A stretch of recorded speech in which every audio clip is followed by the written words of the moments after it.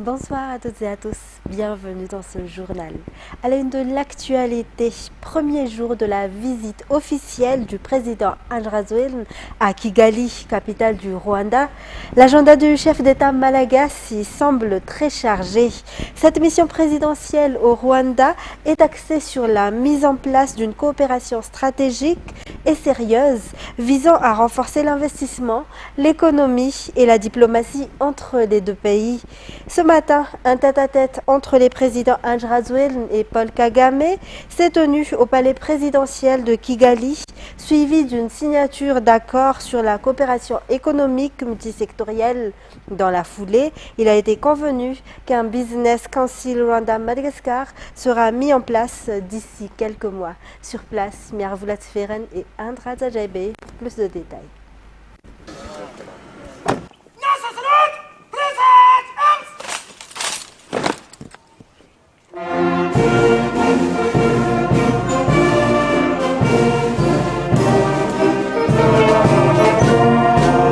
Cette rencontre entre les présidents Andrazouel et Paul Kagame au Urugwiro Village, palais présidentiel de Kigali, marque un nouveau départ pour la coopération entre les deux pays.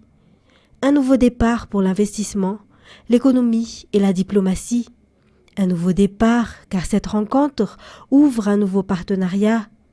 Le tête-à-tête entre les présidents Andrazouel et Kagame, qui a duré 1 heure, a porté sur le commerce et les échanges, le tourisme, le secteur minier et les industries extractives, l'agriculture et l'agribusiness, l'éthique, mais également l'environnement et en particulier le changement climatique. Madagascar a pour sa part démarré et accéléré la croissance durable selon le président Andrazouel. Il a aussi mis l'accent sur le fait que les deux présidents malagasy et rwandais partagent la même vision selon laquelle l'Afrique est un continent d'opportunités et de solutions. En ce qui concerne la coopération malgacho-rwandaise, les échanges commerciaux, le tourisme, le secteur minier, l'agriculture et agribusiness, l'éthique, l'environnement et surtout la résilience aux aléas du changement climatique, et le partage de savoir-faire et d'expertise entre Tanamasoundj et Kigali Innovation City, ainsi que le domaine d'assainissement de la ville d'Antananarivo, ont été évoqués.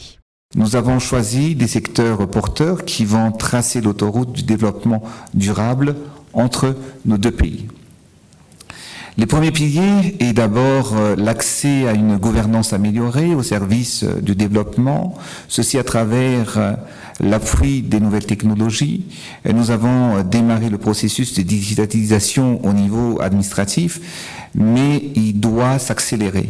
La vie de chaque citoyen doit voir et avoir les améliorations dans l'efficacité, la modernisation et la facilitation d'accès aux services publics de base, dont la carte d'identité nationale, les passeports, la santé et j'en passe. L'autre pilier est la création d'emplois qui s'inscrit dans le renforcement du secteur privé à travers des réformes que nous avons entamées. Je vise particulièrement le secteur minier, sur lequel nous avons vu l'essor du secteur aurifère du Rwanda. Nous visons aussi la construction de nouvelles villes durables et résilientes au bénéfice d'une urbanisation accompagnant l'accroissement des populations à Madagascar. Kigali et Antananarivo vont illustrer ensemble ce partage de savoir-faire et d'expertise entre Tanamasoundj et Kigali Innovation City. La coopération économique multisectorielle a aussi tenu une place importante lors de cet entretien entre les deux présidents rwandais et malagasy. Coopération matérialisée par la signature d'une convention. Le secteur privé a apporté sa contribution lors de cette visite officielle au Rwanda. Ils sont plus de 40 opérateurs économiques représentatifs des groupements qui ont participé au Business Forum de ce jour. Le but est d'attirer les investisseurs rwandais à venir entreprendre à Madagascar. Les secteurs à exploiter dans la grande île sont encore ouverts. Des échanges de partenariats stratégiques entre les entreprises du Madagascar et du Rwanda, afin de pouvoir accroître la croissance économique de nos deux pays et surtout en se basant sur les expertises des uns et des autres. Par ailleurs, l'État malagasy s'engage à mettre en place une base garante d'un investissement sûr et sécurisé. Le président de la République Andry Rajoelina a rappelé les réformes structurelles et les bases juridiques mises en place à Madagascar durant les 2 dernières années, notamment la loi sur les investissements, le code minier et le code du travail. Cela démontre le courage politique de l'État. Ces 2 dernières années, à Madagascar, nous avons entamé des réformes structurelles, notamment la loi sur les investissements, ainsi que le nouveau code minier, mais également plusieurs réformes dans le nouveau code du travail, renforçant le cadre des investissements à Madagascar. Le rôle de l'État est d'avoir le courage politique pour améliorer et assainir le climat d'investissement à Madagascar. Maintenant, nous sommes conscients que cela peut prendre un peu plus de temps. Et c'est ainsi que je remercie le partenariat avec le RDB. C'est une étape concrète pour atteindre cet objectif de développer le pays avec le secteur privé. Je suis personnellement engagé à m'assurer que des concrétisations mesurables et quantifiables soient visibles afin de contribuer au développement durable de nos deux pays et au service du bien-être de nos populations. Lors de cette rencontre B2B entre les secteurs privés malagasy et rwandais, Madagascar a mis en place ce qu'on appelle Choose Madagascar pour mettre en œuvre les opportunités d'affaires dans la grande île. Lancé également que d'ici quelques mois, un business council Madagascar-Rwanda sera mis en place. Cet après-midi, le président Andry Rajoelina a visité le Génocide Mémorial. Cet endroit contient la fondation historique qui préserve le passé du Rwanda. Ce passé qui a permis à ce pays de se reconstruire et devenir un modèle de développement pour de nombreux pays africains. Cela prouve que lorsque le peuple est uni, il peut se relever. Toujours un reportage de Miravoulet Feren et Andra Tandjabe. Le Kigali Génocide Mémorial est un endroit qui attire les touristes. C'est là qu'a eu lieu la guerre entre la tribu Hutu et Tutsi au Rwanda en 1994. Des témoignages à travers un documentaire, des photos, des statues et des squelettes sont visibles en ce lieu. Cette histoire a renforcé la mentalité des Rwandais. C'était un endroit de commémoration et en même temps c'était un endroit d'apprentissage. Vous allez visiter les différentes parties du musée, y compris les tombes communes et les jardins. Et dans les tombes communes, c'est là où on a enterré plus de 250 000 victimes du génocide. Lors de cette visite au Rwanda, le président de la République de Madagascar a visité le Kigali Génocide Mémorial, lui qui donne de la valeur à l'histoire et la culture.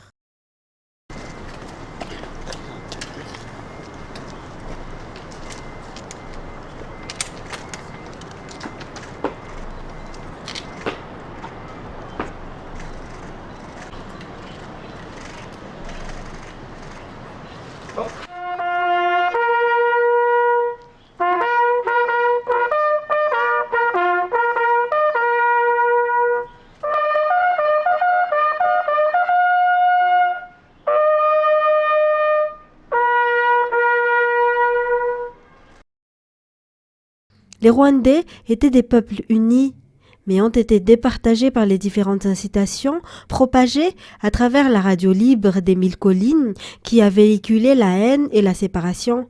Mais actuellement, cela a changé et les peuples se sont unifiés. Ce pays s'est relevé et est devenu un modèle dans le continent africain. Et dans les actualités également, un mort, une autre recherchée. Tel est le bilan après l'accident de mer qui s'est produit à l'embouchure avant l'entrée de Marwantsech samedi dernier, selon les informations reçues auprès de l'APMF Sainte-Marie. À noter qu'à cause du mauvais temps, le bateau n'avait pas reçu l'autorisation de naviguer. Les détails.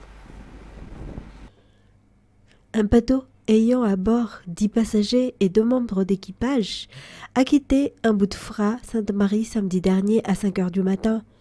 Ce bateau allait en direction de Marwantsech et a eu un accident à l'embouchure avant l'entrée de Marwantsech à cause du mauvais temps.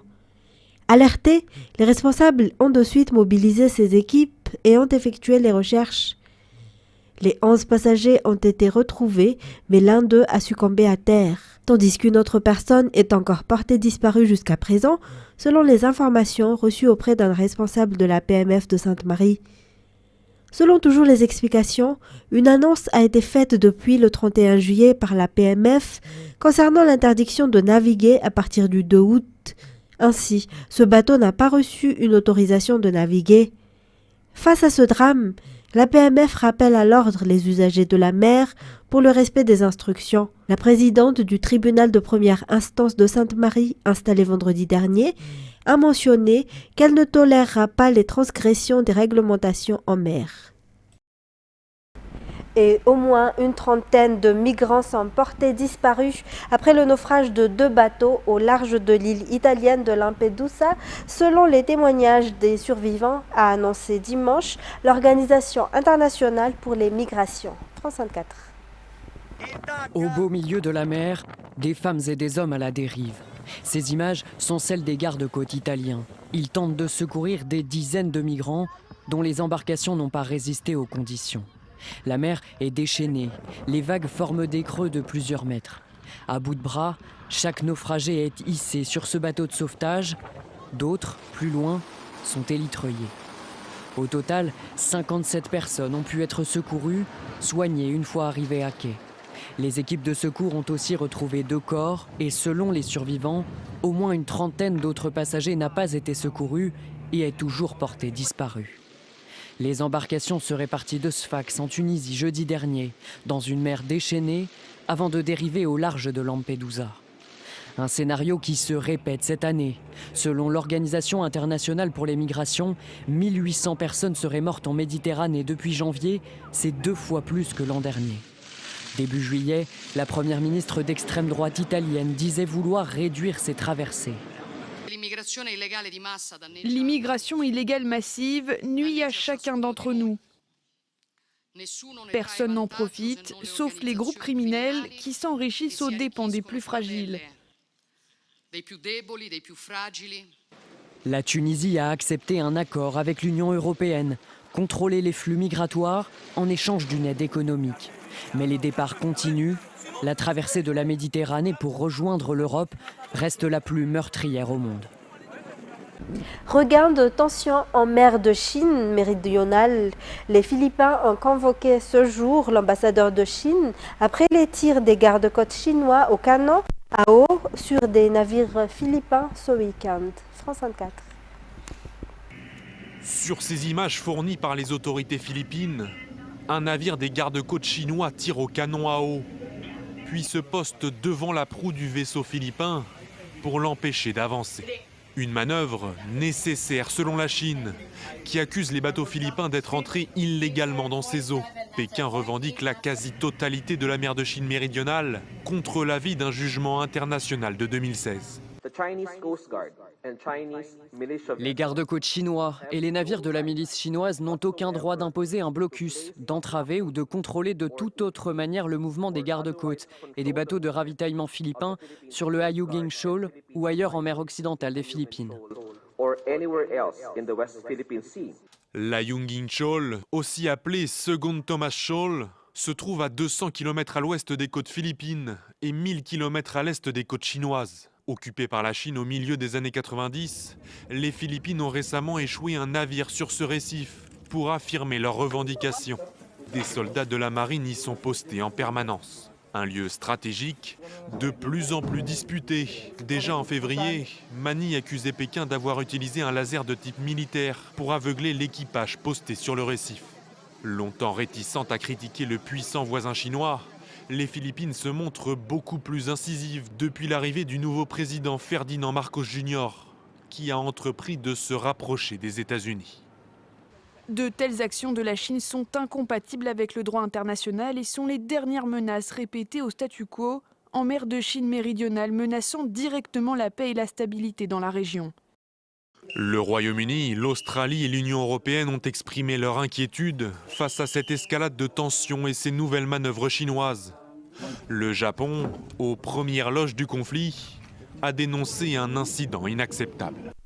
Et le Niger a entamé ce jour une semaine décisive au lendemain de l'expiration d'un ultimatum ouest-africain exigeant le retour à l'ordre constitutionnel après un coup d'État sous peine d'usage de la force, pour l'instant non utilisé. France 24. CEDEAO, pour l'instant, devrait communiquer aujourd'hui. Hier, quand j'ai contacté le responsable de la communication de la CEDEAO, il m'a fait un message très laconique en me disant « Normalement, on devrait envoyer un communiqué ». Est-ce que la CEDEAO va aller plus loin en organisant peut-être un sommet extraordinaire avec les chefs d'État? Parce qu'on le rappelle, une intervention contre un pays membre, ce n'est pas prévu dans les statuts. On a prévu du maintien de la paix, on a prévu de la lutte contre le terrorisme, on a prévu peut-être des opérations de pacification et d'aide pour certains pays, mais attaquer un pays suite à un coup d'État, c'est inédit, même s'il y a une résolution de la CEDEAO maintenant qui le permet. Donc tout ça, ça s'organise. Les chefs d'État échangent, ont beaucoup échangé depuis la fin du sommet de la semaine dernière à Abuja, mais là on est dans une nouvelle étape. La CEDEAO est observée par le monde entier. Comment va-t-elle réagir? Elle a dit qu'elle était prête. Il y a eu une réunion avec tous les chefs d'état-major qui ont travaillé sur des plans, qui ont travaillé sur de la logistique, qui ont travaillé sur l'organisation d'une intervention. Mais maintenant, on y est. Comment tout ça va se passer? Comment tout ça va s'organiser? Donc, dans les heures qui vont venir, peut-être même dans les jours qui vont venir aussi, puisqu'à la CEDEAO, on m'a répété à plusieurs reprises qu'il ne s'agissait pas à la seconde près, à la fin de l'ultimatum, de lancer une attaque. Donc tout ça, ça s'organise et ça va s'organiser dans les heures, peut-être les jours qui viennent. Côté sport, Madagascar termine 13e des Jeux de la francophonie qui se sont déroulés à Kinshasa avec 3 médailles d'or, 4 d'argent et 2 de bronze. Une vingtaine d'artistes et 34 athlètes malagasy y ont participé. Les détails. Madagascar a remporté 9 médailles en tout, dont 3 en or, remportées par Sidonie Fiadalantsou au 100 mètres et Richiani Ratouv à la peinture et Laura Rasouanev Razaf au judo dans la catégorie des moins de 70 kg d'âme. Les 4 médailles d'argent ont été gagnées par Boulati Narakutunian en lutte libre, Narin Jarakutvau en judo, Ftiavana Ratouv en sculpture et Fabio Rakutoramanen en tennis de table. Et enfin, 2 médailles de bronze remportées par Malala Soulnienne en lutte africaine et les Inkwai dames en basket. Grâce à ses performances, Madagascar est classé 13e lors de cette 9e édition des Jeux de la francophonie. Le Maroc, avec ses 23 médailles d'or, 16 médailles d'argent et 19 médailles de bronze, termine en première position, suivi par la Roumanie, 17 or, 9 argent, 12 bronze, et par le Cameroun, 13 or, 13 argent, 14 bronze. Une vingtaine d'artistes et 34 athlètes malgaches y ont participé. Une première partie de la délégation est arrivée cette nuit. Et Dobé, de son vrai nom, Do Rasulufarsan, a porté haut les couleurs malagasy au championnat du monde de battle de beatbox. Ce beatboxer a été sacré champion du monde dans la catégorie scratch vocal qui s'est déroulée du 2 au 6 août à Berlin. Une compétition qui a vu la participation d'une vingtaine de beatboxers du monde entier. Les détails avec Oubra Saman. Hip-hop.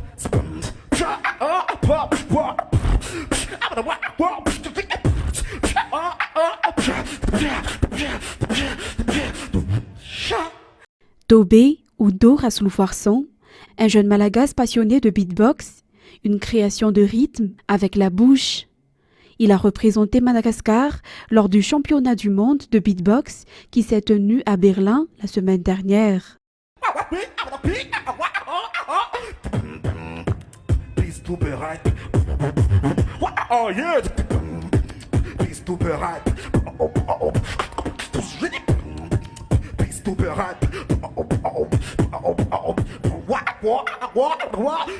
Dobé a remporté le titre de champion du monde de beatbox dans la catégorie scratch vocal lors de cette compétition, après avoir vaincu le Français Oslim lors de la finale.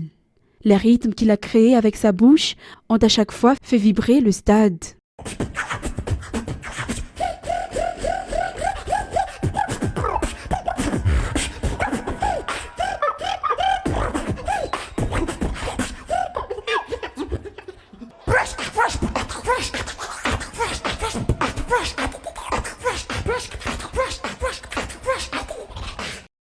Ce championnat du monde de beatbox a vu la participation de 20 candidats venus d'Europe, d'Amérique latine et des États-Unis. Mais c'est Dobé qui a remporté la victoire. Oh!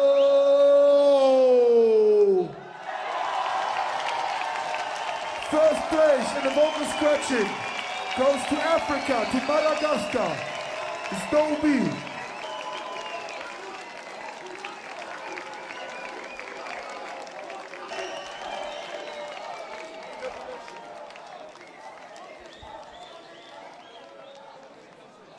Pour terminer la page sportive, l'entraînement des nageurs qui participeront aux Jeux des îles s'est terminé hier à Tuamasin. Avant leur retour à Antananarivo, le ministère de la Santé publique, ministre coach de cette discipline, est venu leur rendre visite. Les nageurs malgaches ont apprécié leur prise en charge. Le ministre de la Santé publique a souligné que les ministres coachs seront encore à leur côté, même à Tana. Les 22 nageurs, membres de l'équipe nationale de natation, qui vont participer aux Jeux des îles, ont quitté Tuamasin ce jour, après y avoir suivi plusieurs jours d'entraînement. Leur entraînement se poursuivra à Antananarivo. Avant leur départ, le ministre de la Santé publique, ministre coach, leur a rendu visite. Les athlètes ont émis leur opinion concernant leur séjour à Tuamasin. Les entraîneurs ont souligné notamment la prise en charge sanitaire. Le ministre de la Santé publique leur a également remis un cadeau lors de cette visite. Il a précisé que son soutien se poursuivra et que les ministres coachs, notamment le ministre de la Santé publique et le ministre de la Justice, seront présents lors des entraînements à Antananarivo. Dans le reste de l'actualité, un parent dépense en moyenne environ 100 000 ariars pour les fournitures scolaires d'un enfant en moyenne section. Selon eux, les écoles exigent des marques particulières. Du côté des vendeurs, aucune hausse de prix de fourniture n'est enregistrée. Yves Janel. Au marché, les parents commencent à faire des achats de fournitures scolaires. Cette mère de famille, par exemple, a commencé ses achats en juillet. Son enfant entre en moyenne section cette année. Elle a dépensé jusqu'à 100 000 ariars en tout. L'école où elle a décidé d'inscrire son enfant exige des fournitures de marque particulières. C'est ce qui augmente leur prix, souligne-t-elle. Du côté des marchands, le prix des fournitures reste le même que l'année dernière, mais les clients ne sont pas encore nombreux à en acheter. À titre de rappel, selon le calendrier publié par le ministère de l'Éducation nationale, l'année scolaire 2023-2024 débutera le 4 septembre. Pour terminer, la construction d'infrastructures à Ndjiabé, district de Béchouk, a commencé. Un barrage et un canal d'irrigation y sera installé. Les agriculteurs pourront enfin cultiver en toute sérénité, car ce barrage irriguera 80 hectares de terrain. Saï-Sylvain. Par manque d'eau de pluie, la plainte d'Ndjiabé est devenue aride. Aucune culture ne peut s'y faire. La population s'en est plainte et elle a été entendue car un barrage sera érigé non loin d'Ndjiabé, dans la commune de Maassou-Est, à travers le projet DEFI initié par le ministère de l'Agriculture et de l'Élevage. Grâce à ce barrage, la population pourra de nouveau cultiver et ses conditions de vie pourra changer. Les agriculteurs bénéficieront également de formations à travers le programme DEFI. Selon le député élu dans cette circonscription, ce projet contribuera à la réduction de l'insécurité. Selon les explications, il faudra 5 mois pour construire ce barrage et 80% des ouvriers seront des locaux. Mesdames et messieurs, c'est la fin de cette édition. Merci d'avoir été au rendez-vous. Toute l'équipe de la rédaction vous donne rendez-vous dès demain pour de nouvelles actualités. Restez avec nous tout de suite après la série Scandale. Au revoir.